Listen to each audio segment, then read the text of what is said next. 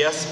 Pues estamos aquí nuevamente, también saludamos a todos nuestros queridos hermanos radioescuchas y ahora sí una gran multitud aquí en el estudio. ¿Qué tal? Bueno, pues que todos tengan un buen día y vamos a continuar con las reflexiones, tratando, como me decía la otra vez una persona, dice: doctor, le agradezco porque nos está ayudando a que nos caiga el 20, ¿verdad?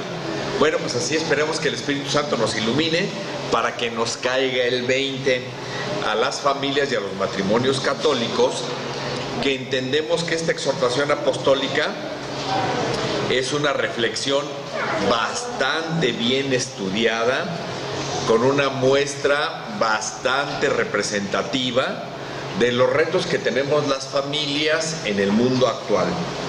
Y entonces vamos a revisar el capítulo número 9 de esta exhortación apostólica, Amoris Laetitia, la alegría del amor en la familia, que nos habla y se titula así: espiritualidad matrimonial y familiar.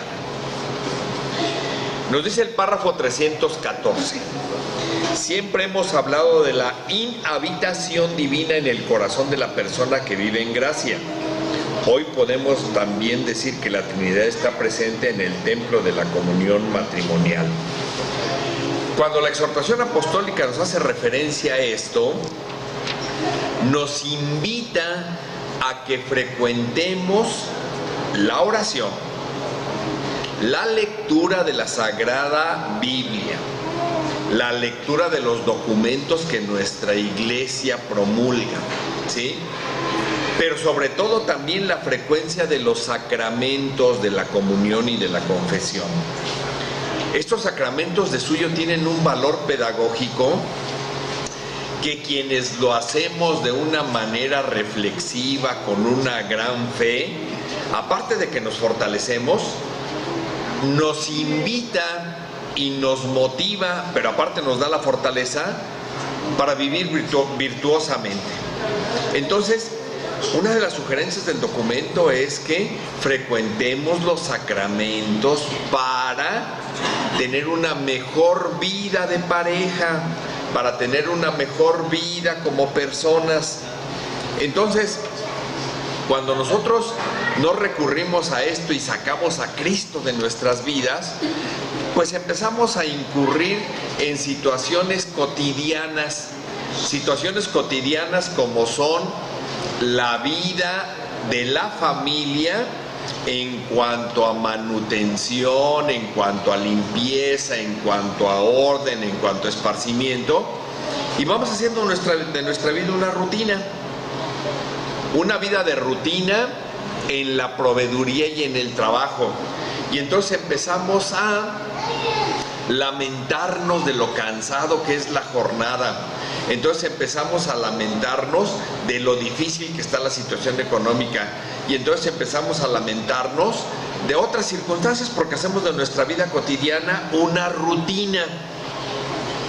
Primera invitación: no desterremos a Cristo nuestro Señor de nuestras vidas personal y matrimonial, y mucho menos familiar. Ahí es donde encontramos la fortaleza para seguir adelante en nuestras vidas.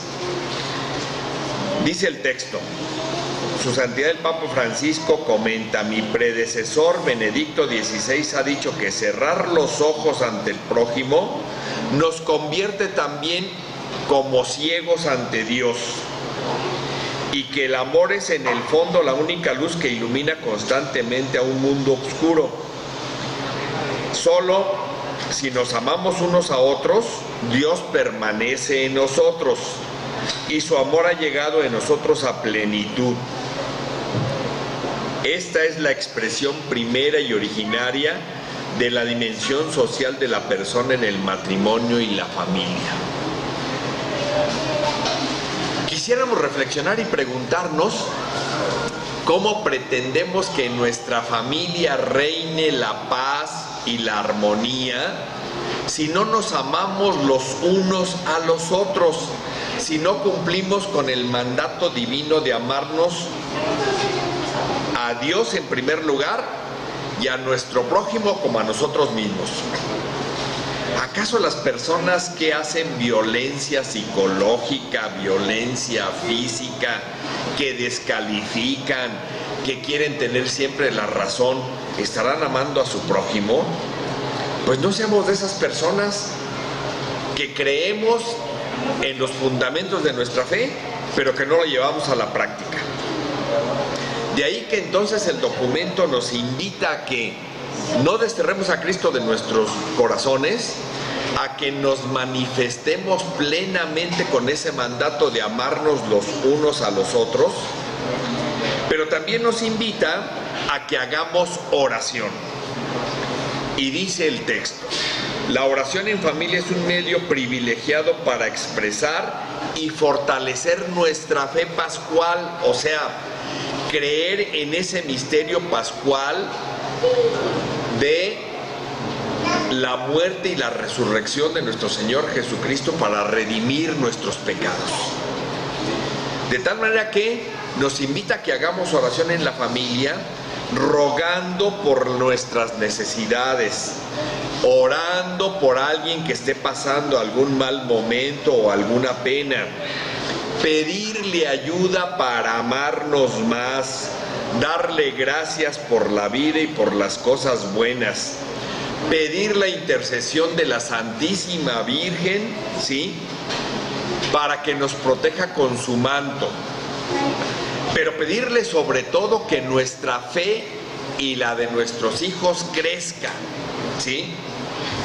Si bien es cierto, hemos dicho en otros programas que la fe es un tesoro, es un don que Dios nuestro Padre nos da y que nos da los elementos tanto en el bautismo como en la confirmación, pues es algo que tenemos que trabajar frecuentemente para que ese tesoro crezca.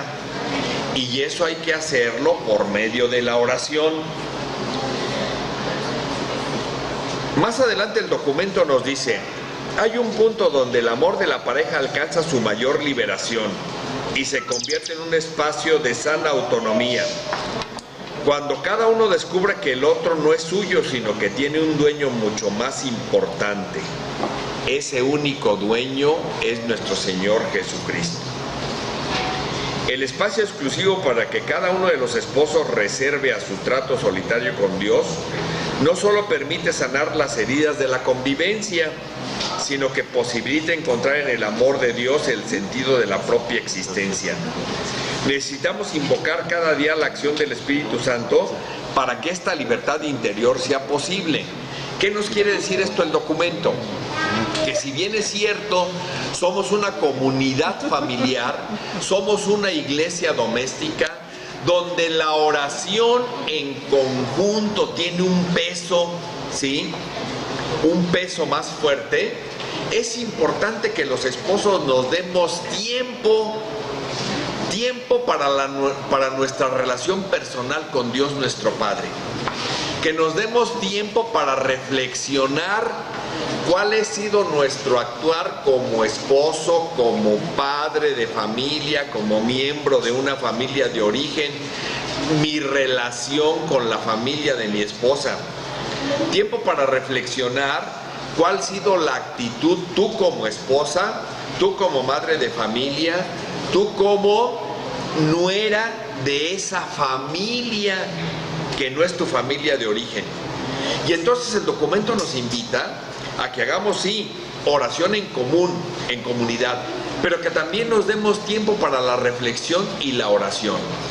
Y aquí recuerdo aquel consejo de su santidad Benedicto XVI que nos decía: cuando nosotros queremos hablar con Dios, Dios nuestro Padre siempre está presente y dispuesto a hablar con nosotros. Pero Dios no habla en el ruido, Dios no habla en la rutina del trabajo, Dios no habla en la distracción, ¿sí?, de la televisión, del radio, del cine. Dios habla cuando tú lo buscas en el silencio y en la reflexión. Y entonces cuando nosotros nos damos ese tiempo y le ponemos a Dios en sus manos nuestras intenciones de mejorar nuestra relación matrimonial, nuestras intenciones de mejorar nuestro deber ser como padres de familia, Él nos dará la solución, ¿sí? Y entonces es importante que demos un espacio para reflexionar con Dios nuestro Padre de aquella decisión que pretendemos tomar, de aquella decisión que no nos encanta cómo es ella o cómo es él, que no nos encanta cómo son nuestros hijos y quisiéramos ponerles un moño para regalarlos, ¿sí? Bueno, pues en ese momento de reflexión con Dios nuestro Padre, única y exclusivamente nosotros, el Espíritu Santo derramará grandes luces. Recuérdense, nuestro Señor San José, cuando se entera que la Santísima Virgen está esperando un hijo y él es consciente que física y carnalmente no es de él, ¿sí?, intenta repudiarla en silencio. Y en ese momento de reflexión, donde el arcángel le habla, donde Dios nuestro Padre le habla, él acepta y toma la decisión de convivir, de querer y de amar a la Santísima Virgen María.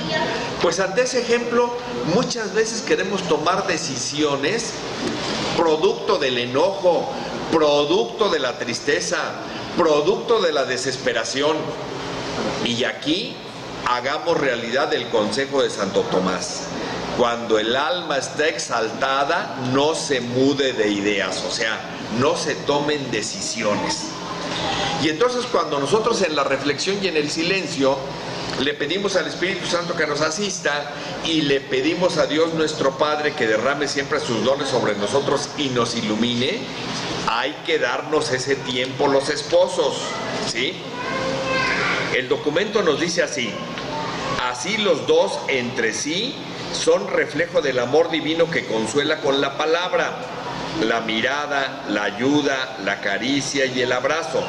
Por eso, querer formar una familia es animarse a ser parte del sueño de Dios, es animarse a soñar con Él, es animarse a construir con Él, es animarse a jugarse con Él esta historia de construcción de un mundo donde nadie se sienta solo. ¿Cuál es la invitación aquí? El matrimonio y la familia son dinámicas, no están hechas. Tenemos que trabajar diaria y continuamente por hacerlas mejor.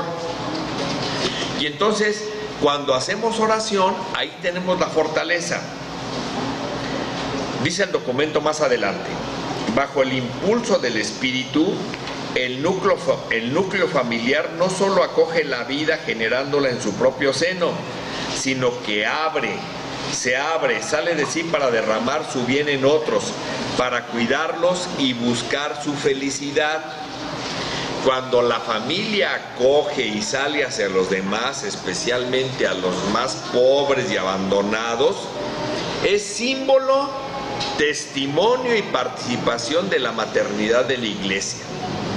El amor social es un reflejo de la Trinidad. Es en realidad lo que unifica el sentido espiritual de la familia y su misión fuera de sí, porque hace presente el querigma con todas sus exigencias comunitarias. La familia vive su espiritualidad propia, siendo al mismo tiempo una iglesia doméstica y una célula vital para transformar el mundo. El documento aquí nos está invitando a que no nos enconchemos, a que no seamos ostras, a que no vivamos en la burbuja del bienestar familiar en nuestra zona de confort. Nos está invitando a que las familias católicas que estamos convencidos de la fuerza y la contundencia de nuestra fe, demos un testimonio en la vida social, en la acción, en la participación pastoral en nuestras parroquias. No basta solamente sentirnos fuertes en la reflexión y en la oración. Es importante sentirnos fuertes también en la acción. Y entonces aquí nos está invitando el documento a que seamos integrados en la vida parroquial, a que seamos integrados en los movimientos apostólicos. Nos está invitando el documento a que no solamente creamos en las verdades de nuestra fe, pero no participemos de la acción de nuestra fe, ¿sí? Entonces, ¿cuál sería la reflexión de esto? Como dice San Pablo, la fe sin obras no es válida, ¿sí? Entonces el documento nos está invitando a que, fortalecidos en nuestra fe, nos dice el documento, recordemos varias veces en esta exhortación, ninguna familia es una realidad celestial y confeccionada de una sola vez para siempre, sino que requiere una progresiva maduración de su capacidad de amar, lo que nos promete siempre más. No desesperemos por nuestros límites, pero tampoco renunciemos a buscar la plenitud del amor y de comunión que se nos ha prometido. Y esto solamente lo lograremos con nuestra fe en la oración y en la acción. Y entonces, cuando nosotros trabajamos en esta situación de integrarnos a la vida pastoral de nuestras parroquias, damos un testimonio y hacemos realidad aquella frase de San Francisco, que para evangelizar no necesite la palabra, solamente el ejemplo. ¿Y todo esto para qué? Para que el mundo crea.